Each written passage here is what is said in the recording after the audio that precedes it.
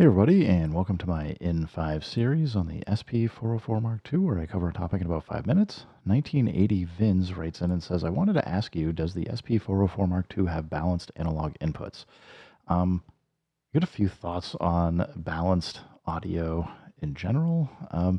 If you can use it, you absolutely should, but the problem with it is, honestly, every point in the connection needs to be balanced for you to really eliminate those ground noises. So uh, the documentation for the SP404 Mark II says the outputs are balanced, which I haven't actually tested it myself, but if that's true, that's amazing.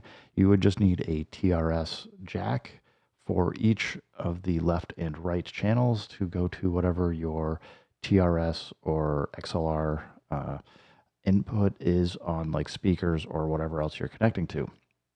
The problem, though, with the SP404 Mark II, the inputs are definitely not documented as balanced. And as far as I have been able to tell, the inputs are just TS connections, so they do not provide a balanced analog in and out. And that would mean that anything that you're getting coming in, if it's got ground noise issues or other things, will not be balanced and will be passed along further down the chain. So, yeah, I guess broadly speaking, I haven't even bothered to use it because it seems like a really weird and odd design choice to have the outputs be balanced and the inputs not. I don't know why Roland would have done that. Maybe it was for cost savings reasons or something else, but you can go check the manual and it pretty clearly says that the outputs are balanced and that the inputs are not. They're unbalanced. So, given that, I have just decided to not embrace the balancedness because all the other gear I've got here is unbalanced. So, at some point, it doesn't matter. Yes, you will attract ground noise hums or just it'll increase your noise floor. But honestly, I think for at least from my use case, it hasn't really been that much of an issue. I do have to have the occasional run around and figure out what is introducing line noise or ground noise.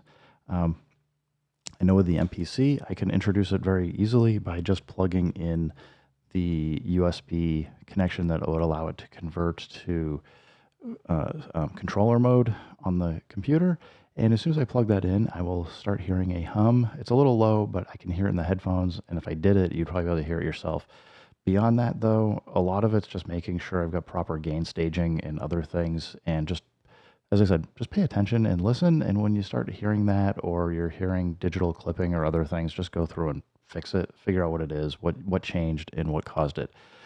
That said, if you happen to have a all balanced analog input and output across the chain, I would say do your best to maintain that. It does help substantially and will potentially prevent you from having further headaches such as USB or audio ground noise issues.